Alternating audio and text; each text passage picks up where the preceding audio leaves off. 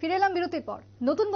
নতুন বছরের শুরুতেই রাম মন্দিরের উদ্বোধন, কিন্তু এই রাম মন্দিরকে কেন্দ্র করে একাধিক আর্থিক প্রতারণা চক্র চলছে, এমনটাই অভিযোগ উঠে এসেছে বিশ্ব হিন্দু পরিষদের পক্ষ থেকে। তাদের দাবি, রাম মন্দিরের নাম করে চলছে আর্থিক প্রতারণা। স্বরাষ্ট্র মন্ত্রক, দিল্লি পুলিশ এবং উত্তরপ্রদেশ পুলিশকে চিঠি বিশ্ব হিন্দু পরিষদের। তবে সেই জায়গায় দাঁড়িয়ে কথা বলে নেব, আমাদের প্রতিনিধি অঙ্কিতা বর্ধন জুড়ে গেছে টেলিফোন লাইনে। অঙ্কিতা, বিশ্ব হিন্দু পরিষদ বা বিএইচপির যে অভিযোগ উঠে এসেছে, যদি একটু স্পেসিফিক বলো যে কি ভাবে এই প্রতারণা চালানো হচ্ছে রাম মন্দির ঘিরে। দেখো, 22শে জানুয়ারি রামলালার প্রাণ প্রতিষ্ঠা এবং সেদিনের কথা মাথায় রেখে এখন থেকে কিন্তু একেবারে সাধু রব আমরা বলতে পারি অযোধ্যায়। কিন্তু রাম মন্দিরের আর্থিক অনুদান নিয়ে কিন্তু এবার বড়সড় খবর উঠে আসছে। বিশেষ করে উঠে আসছে খবর যে প্রতারণা চক্রের পর্দা ফাঁস করেছে বিশ্ব হিন্দু পরিষদ। সে বিষয়টা কি? বিষয়টা হচ্ছে রাম মন্দিরের জন্য আর্থিক অনুদান দিচ্ছে অনেকেই, কিন্তু সেখানে ঢুকে পড়ছে অপরাধীরা। দেখা যাচ্ছে যে বিভিন্ন ভুয়ো অ্যাকাউন্ট খোলা হচ্ছে। সেই বিষয় নিয়ে এই মুহূর্তে বিশ্ব হিন্দু পরিষদের তরফ থেকে জানিয়ে দেওয়া হয়েছে যে রাম মন্দির নামে অনলাইনে যে আর্থিক অনুদান চাওয়া হচ্ছে সেটা পুরোপুরি ভুয়ো এবং একই রকম কোনো আর্থিক অনুদান সংক্রান্ত বিষয়ে এক প্রকার সম্মতি দিচ্ছে না রাম মন্দির ট্রাস্ট এবং বিশ্ব হিন্দু পরিষদের যিনি মুখপাত্র রয়েছে অর্থাৎ বিনোদ বানসুল, তিনি কিন্তু গোটা বিষয়টি তদন্ত করে দেখার জন্য এই মুহূর্তে আর্জি জানিয়েছেন স্বরাষ্ট্র মন্ত্রক, দিল্লি এবং পুলিশ উত্তরপ্রদেশের পুলিশ বিভাগে। অর্থাৎ তুমি বুঝতেই পারছো প্রতারণার ছক অযোধ্যাকে কেন্দ্র করে। আমরা এর আগেও ধারাবাহিকভাবে খবর করেছিলাম যে এই অযোধ্যাকে কেন্দ্র করে অর্থনীতি কিভাবে ঘুরে দাঁড়াবে, ইকোনমিক সিস্টেম কিভাবে ডেভেলপ হবে, এই বিষয়টাকে কিন্তু এবার হাতিয়ার করছে প্রতারকরা। তারা জানছে যে এই অযোধ্যায় বিভিন্ন অ্যাপ বা অযোধ্যার যে বিভিন্ন ট্রাস্ট রয়েছে সেই ট্রাস্টের পক্ষ থেকে একাধিক অ্যাকাউন্ট খোলা হচ্ছে।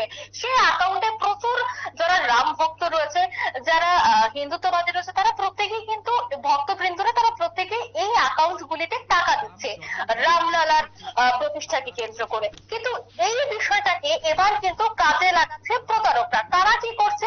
রাম মন্দিরের নাম দিয়ে রাম মন্দিরের একাধিক ছবি গুগল থেকে একেবারে ডাউনলোড করে তা দিয়ে এক প্রকার অ্যাকাউন্ট তৈরি করা হচ্ছে আর তা সোশ্যাল মিডিয়ার মাধ্যমে স্প্রেড করা হচ্ছে। সোশ্যাল মিডিয়া এই মুহূর্তে এমন একটা প্ল্যাটফর্ম যেখান থেকে খুব অল্প সময়ে একটি জিনিস বা একটা বিষয় ছড়িয়ে যেতে বেশি সময় লাগে না। সেক্ষেত্রে কিন্তু এই মুহূর্তে প্রতারকরা সোশ্যাল মিডিয়াকে হাতিয়ার করছে।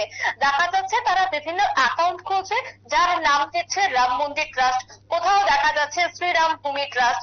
ঠিক এরকম ভাবে তারা একাধিক নামে একাধিক অ্যাকাউন্ট খুলেছে বা ফেসবুক আইডি খুলেছে। সেই ফেসবুক আইডির মধ্যে তারা অ্যাকাউন্টটাকে মেনশন করে দিচ্ছে এবং সেই মেনশন অ্যাকাউন্ট দেখে একাধিক ভক্তবৃন্দরা কি করছে? লিঙ্কে ক্লিক করে ডাইরেক্ট ব্যাংক অ্যাকাউন্ট থেকে তারা টাকা দিয়ে দিচ্ছে। কিন্তু সেই টাকা তো মন্দির কর্তৃপক্ষের কাছে যাচ্ছে না, সেই টাকা কিন্তু চলে যাচ্ছে সরাসরি প্রতারকের কাছে।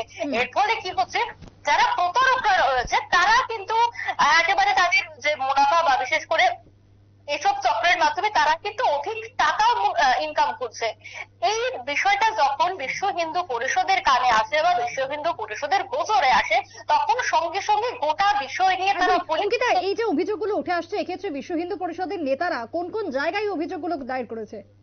দেখো, তারা এই মুহূর্তে স্বরাষ্ট্র মন্ত্রক, বিশেষ করে দিল্লি পুলিশের সিপি এবং উত্তরপ্রদেশের পুলিশের ডিজির সাথে দেখা করেছে এবং ডিজির সাথে দেখা করার পর তারা তাদের অভিযোগ তুলে ধরেছে এবং উত্তরপ্রদেশের পুলিশ আশ্বস্ত করেছে যে খুব দ্রুত যারা এই ঘটনার সাথে জড়িত রয়েছে তাদেরকে খুব দ্রুত গ্রেফতার করা হবে। এবং দেখো, তাদেরকে যদি গ্রেফতার না করা হয় তবে কিন্তু আগামী দিনে এই ধরনের অ্যাকাউন্ট আরো ছড়তে থাকবে, একেবারে ব্যাঙের ছতার মতো অ্যাকাউন্ট দেখা যাবে। সেক্ষেত্রে এই মুহূর্তে বিশ্ব হিন্দু পরিষদ সরাসরি যোগাযোগ করেছে উত্তরপ্রদেশের পুলিশের কাছে এবং ডিজির সাথে কথা বলার পর এই মুহূর্তে কিন্তু আশ্বস্ত হয়েছে বিশ্ব হিন্দু পরিষদ যে খুব দ্রুত তাদেরকে গ্রেফতার করা হবে এবং আশা করা হচ্ছে যে পুলিশ এই মুহূর্তে তদন্তে নেমেছে। যে সমস্ত আইডি গুলি এই মুহূর্তে অ্যাক্টিভ রয়েছে সেগুলিকে প্রথমে ডিএক্টিভেট করা হচ্ছে এবং যে অ্যাকাউন্ট গুলি করা হয়েছে বিভিন্ন ব্যাংক থেকে সেই ব্যাংকের যোগাযোগ করা হচ্ছে, সেই ব্যাংকে যোগাযোগ করে ভুয়ো অ্যাকাউন্ট গুলিকে বন্ধ করার জন্য এই মুহূর্তে কিন্তু পদক্ষেপ গ্রহণ করা হবে বলে প্রাথমিক সূত্রের খবর। সুপ্রীতি। বেশ, ধন্যবাদ অঙ্কিতা। কথা বলছিলাম আমাদের প্রতিনিধি অঙ্কিতা বর্ধনের সঙ্গে। তবে তারই সঙ্গে আমরা এবার যোগাযোগ করে নেবার চেষ্টা করব রাম জন্মভূমি ট্রাস্টের সদস্য পার্থিব ব্যানার্জির সঙ্গে। আমরা টেলিফোনে যোগাযোগ করে নেবার চেষ্টা করব। এই প্রসঙ্গে এই যে অভিযোগ উঠে এসেছে সেই অভিযোগকে কেন্দ্র করে বা কি জানাচ্ছেন, কি অভিযোগ ঠিক উঠে আসছে জানিয়ে দেবো। এই মুহূর্তে টেলিফোন লাইনে জুড়ে গেছে রাম জন্মভূমি ট্রাস্টের সদস্য পার্থিব ব্যানার্জি। পার্থিব বাবু, আপনাকে নিউজ ভ্যানগার্ডের পর্দায় স্বাগত। নমস্কার। পার্থিববাবু, রাম মন্দির উদ্বোধন হতে চলেছে সামনের বছরে, তারই সঙ্গে বেশ কিছু অভিযোগ এই মুহূর্তে সামনে এসেছে। ঠিক কি কি অভিযোগ রয়েছে বিশ্ব হিন্দু পরিষদের এই মুহূর্তে? দেখুন, বিশ্ব হিন্দু পরিষদের তরফ থেকে আমি কথা বলছি না, রাম মন্দির তীর্থক্ষেত্র ট্রাস্টের তরফ থেকে কথা বলছি। কিছু অসামাজিক তত্ত্ব যারা এই রাম মন্দিরকে কেন্দ্র করে তারা বিভিন্ন ভাবে টাকা পয়সা তুলছে, ম্যানুয়ালি বা অনলাইনে এরকম ধরনের অভিযোগ আসছে আমাদের কাছেও। তো সেই জন্য আমি আমাদের সংগঠনের তরফ থেকে বলবো যে আমরা সকলের বাড়িতে যাচ্ছি আগামী 1 জানুয়ারি থেকে 15 জানুয়ারি পর্যন্ত। প্রত্যেক পরিবারে যাচ্ছি, তাদেরকে আমন্ত্রণ জানাবার জন্য যাচ্ছি যে তাদের সামর্থ্য মতো সাধ্য মতো তারা রাম মন্দির দর্শন করতে যান এবং বাড়িতে 22 জানুয়ারি আপনারা ভজন কীর্তন করুন, প্রদীপ প্রজ্বলন করুন, এই আবেদন নিয়ে যাচ্ছি। কারোর কাছ থেকে কোনো টাকা পয়সা নেওয়ার জন্য বা চাঁদা নেওয়ার জন্য কিন্তু আমরা যাচ্ছি না, এটা কিন্তু একেবারে ক্লিয়ার। সেই জায়গায় দাঁড়িয়ে বিশ্ব হিন্দু পরিষদের যদি বলি, বিনোদ বনসাল তিনি আর্থিক প্রতারণার অভিযোগ তুলেছেন এবং তদন্তের দাবি উঠে এসেছে বিভিন্ন ক্ষেত্র থেকে।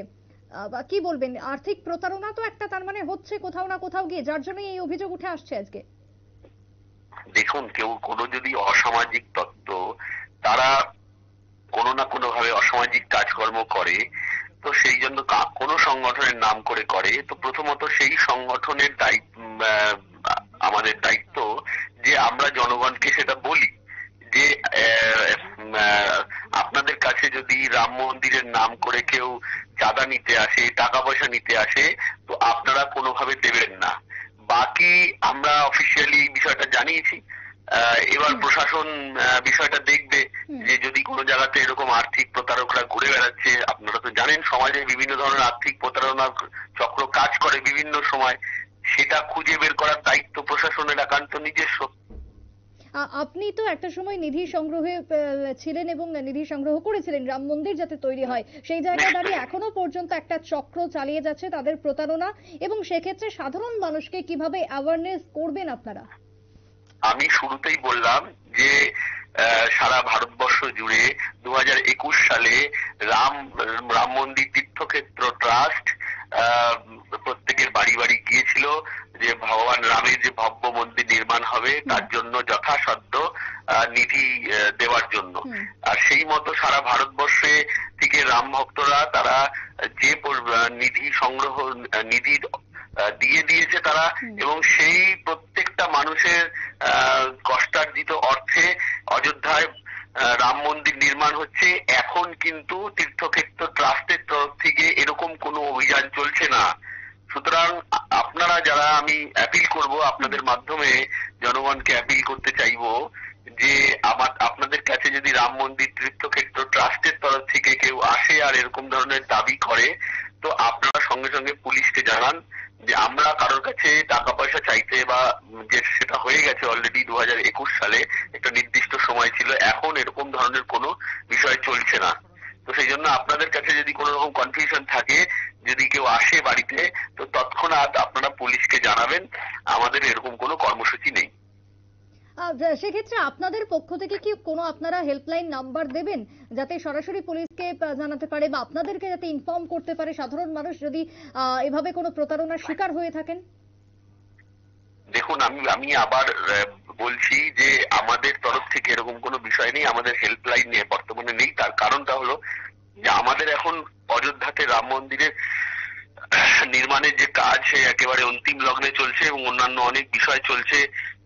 প্রত্যেক বাড়িতে যাওয়ার আমন্ত্রণ জানানো, গৃহ সম্পর্ক অভিযান চলছে। তার মাঝখানে নতুন করে আমাদের কোনো হেল্পলাইন চালানোর এই মুহূর্তে কোনো পরিকল্পনা নেই। কিন্তু ওই একই কথাই বলবো বারবার যে আপনাদের মাধ্যমে নামে এসে কেউ টাকা পয়সা চায়, আপনারা দয়া করে টাকা পয়সা দেবেন না। তার কারণ 2021 সালে বিধি সংগ্রহ অভিযান হয়ে গেছে। এখন আমরা প্রত্যেকের বাড়ি বাড়ি যাব এবং সেটা 1 থেকে 15ই জানুয়ারি পর্যন্ত, তার আগে নয় এবং তার পরে নয়। বেশ, অনেক ধন্যবাদ আপনাকে। কথা বলছিলাম আমরা রাম জন্মভূমি ট্রাস্টের সদস্য পার্থিব বাবুর সঙ্গে, এবং তিনি কার্যত পরিষ্কারভাবে জানিয়েছেন যে রাম মন্দিরকে কেন্দ্র করে যে আর্থিক প্রতারণা চলছে, সেই প্রতারণাতে মানুষ যাতে পা না দেয়, ফাঁদে যাতে পা না দেন কেউই, সকলেই যাতে সজাগ সতর্ক থাকেন। যদিও পুলিশি তদন্ত চলছে, যেমনটা ইতিমধ্যে উঠে আসছে বিভিন্ন মহল থেকে। একটা বিরতির পর ফিরছি, সঙ্গে থাকুন।